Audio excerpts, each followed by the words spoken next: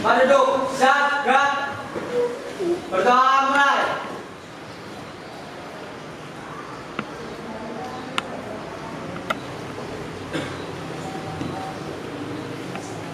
Berdoa selesai. Pada guru, salam.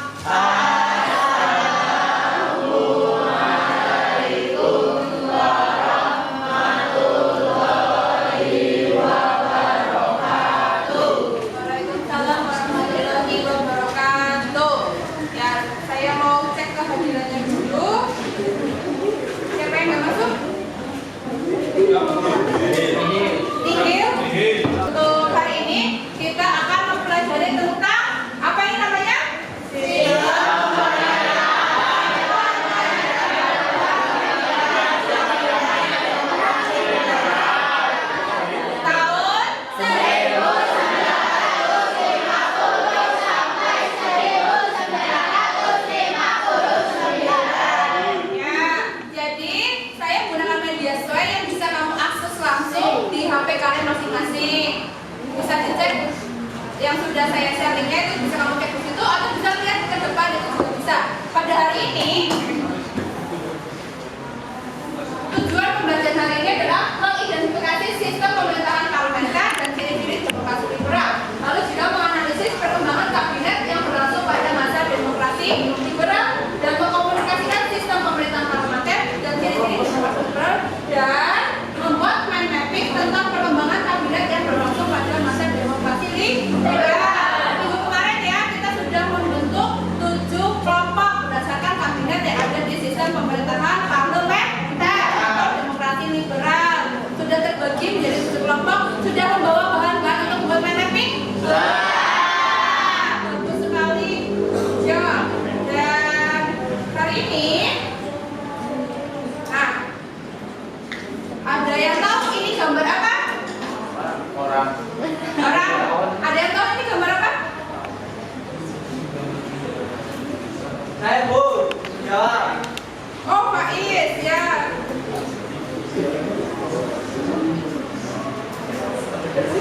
Gambar tersebut adalah orang yang sedang memasukkan kertas pemilu. Ya, yang memasukkan kertas pemilu. Kira-kira materi hari ini sama materi sebelumnya itu berkaitannya apa ya? Materi sebelumnya apa sih? Ya. Apa Sandri? Jadi 30 SPKI dan Daulat Para Putra dan Putri Korban pelajari korban dan pelaku G30 SPKI. Jadi peristiwa yang kalian belajar kemarin itu adalah peristiwa G30 SPKI. Pada tahun berapa? 1965. Jadi disintegrasi bangsa yang dari tahun 1948 sampai 1965 itu terjadi pada masa pemerintahan Presiden Soekarno. Tapi Presiden Soekarno itu mempunyai 2 bentuk sistem pemerintahan. Yang pertama adalah demokrasi liberal, yang kedua adalah demokrasi terpimpin. Tadi integrasi bangsa, yang peristiwa-peristiwa yang udah kalian yang kita bahas minggu kemarin itu ada apa? PKI Muso, DITI, lalu ada Andi Aziz, ada APRA, lalu ada RMN, ada PRRI Permesta, dan ada G30 PKI. Itu terjadi di masa demokrasi liberal dan demokrasi terpimpin.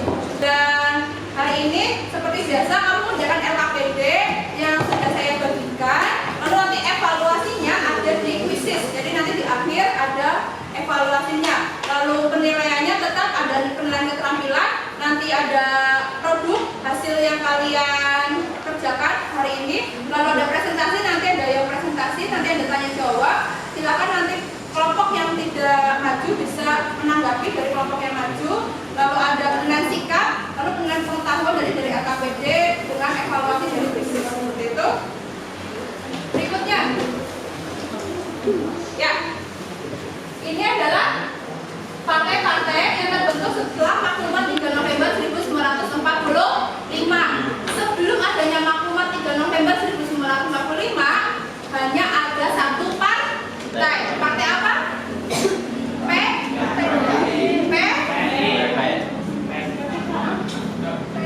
PKS. Apa? PN? PNI.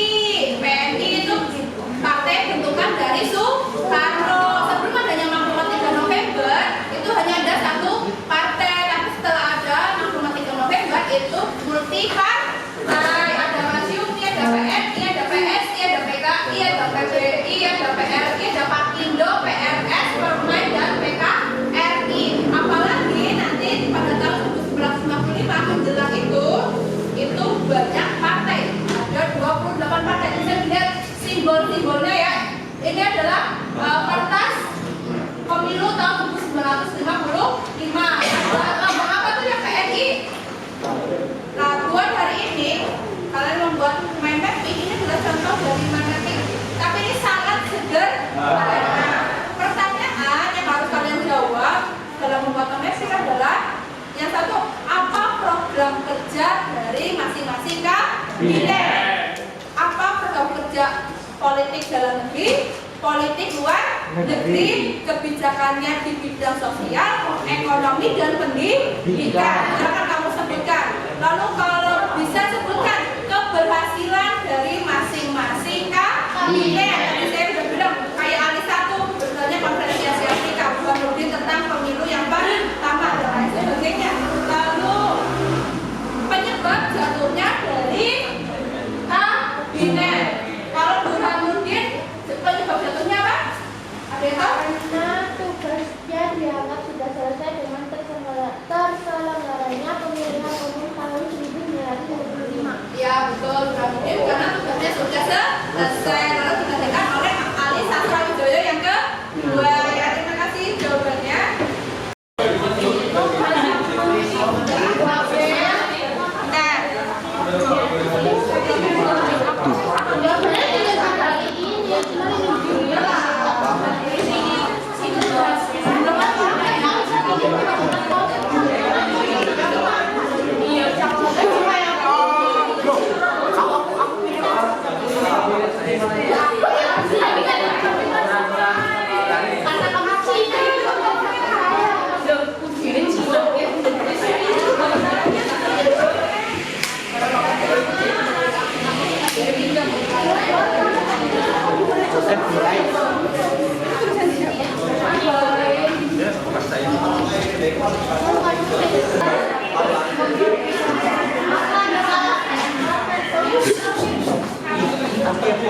What do you know?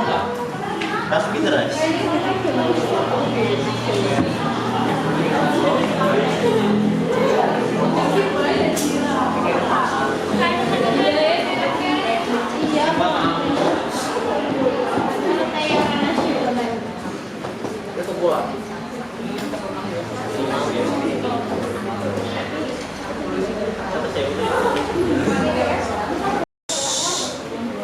Assalamualaikum warahmatullahi wabarakatuh. Waalaikumsalam.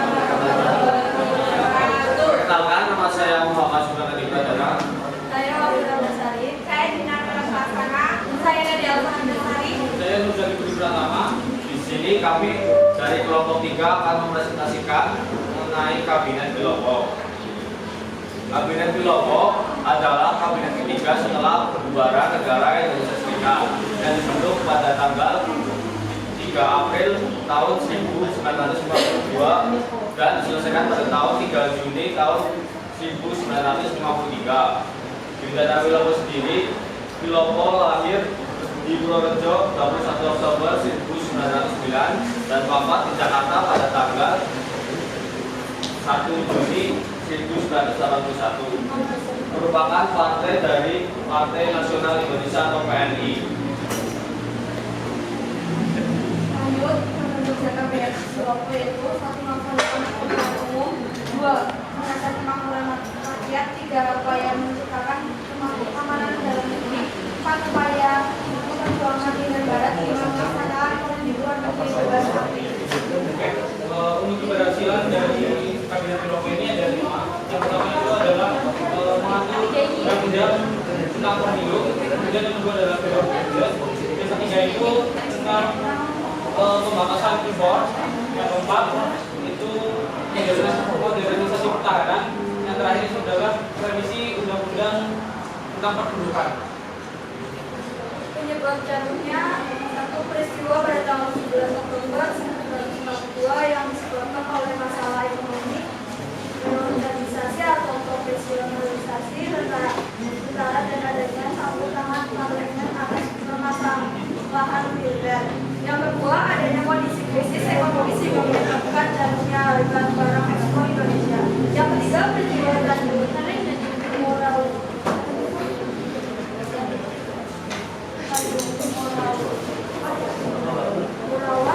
yaitu peristiwa di mana rakyat protes kepada Pancasila yang melakukan mengajarkan pembahasan kemudian kepada para investor asing dengan alasan menunjukkan hasil definisi negara.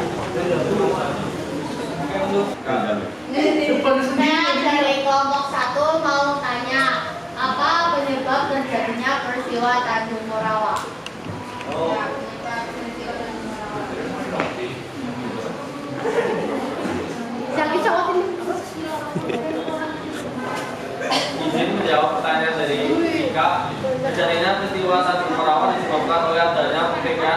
polisi dengan penduduk desa Pendampingan, Kecamatan Tanjung Morawak, Kabupaten Deli Serdang, Provinsi Sumatera Utara. Lalu bagaimana pembelajaran hari ini? Seru. Ya, apa? Gimana tahu? Ya, pembelajaran hari ini sangat menyenangkan karena saya jadi tahu bahwa Indonesia pernah menerapkan sistem pemerintahan parlementer. Ya, oke. Ya, terima kasih jawabannya antara. Jadi sebenarnya sistem parlementer itu bukan hanya pada demokrasi liberal, tapi pernah juga kita ada perdana menterinya itu Sultan Syahrir. Dari 1945 sampai 1948 kita itu pernah memakai sistem parlementer, yaitu perdana menterinya ada Sultan Syahrir itu 3 kali menjabat sebagai perdana menteri. Ada juga namanya Amir Sari yang kamu kenal juga sebagai pemimpin dari PKI Husodima. Ini kesimpulannya apa? Saya Bu. Ya, Kandika. Kesimpulan pendapat saya, demokrasi liberal itu tidak cocok bagi bangsa Indonesia. Ya.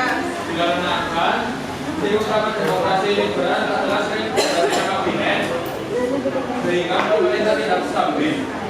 Ya, jadi karena sering gonta-ganti kabinet sehingga pemerintahan tidak stabil. Jadi sistem parlementer itu sudah cocok di Indonesia. Yang paling cocok yang sekarang sedang kita jalani yaitu memakai sistem pemerintahan presidensil, yang kepala negara dan kepala pemerintahannya adalah seorang presiden. Hari ini Presiden Jokowi presiden keberapa? Yang ke-7. Tahun 2024 nanti kalian udah ikut pemilu belum?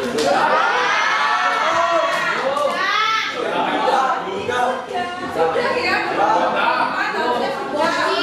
Silahkan pemilih yang bijak. Jangan sebut nama. Pemilih yang bijak sesuai dengan hati nurani kamu. Jangan karena dikasih kaos pakai akhirnya dipilih ya.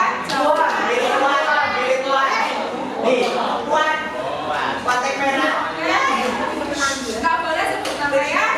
Oke, minggu depan selain melanjutkan presentasi, juga nanti kita akan membahas dengan namanya kebijakan ekonomi lalu dekret presiden. Apa itu dekret presiden nanti kita bahas untuk minggu depan. Dan untuk hari ini silakan LKPDW dikumpulkan dengan ketua kelas dan evaluasinya. Yang punya kotak, yang nggak punya kotak, boleh ya. Tidak penting ke temennya kita akan evaluasi dengan menggunakan quizzes. Cepat-cepatan ya, ini sudah ada Sultan, ada waktu Rana. Ayo. Ya, saya tungguin. Silakan saya kasih waktu 10 menit.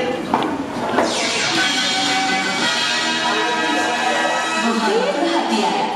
Dalam rangka mewujudkan visi dan misi SMA, maka seluruh peserta didik dimohon untuk mematikan keran air jika sudah digunakan, membuang sampah pada tempatnya, mematikan lampu jika tidak digunakan, dan memanfaatkan fasilitas sekolah dengan baik dan benar.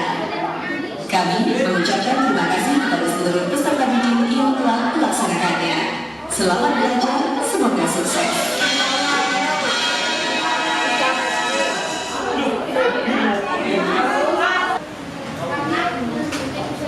Yang lainnya? Berarti depan saya jelasin lebih jelas tentang kabinet itu apa itu security act sudah semuanya? Alhamdulillah. Alhamdulillah. Oh, sudah? Ya, oke. Terima kasih semuanya. Sebelum saya tutup, boleh ketua kelas disiapkan untuk berdoa?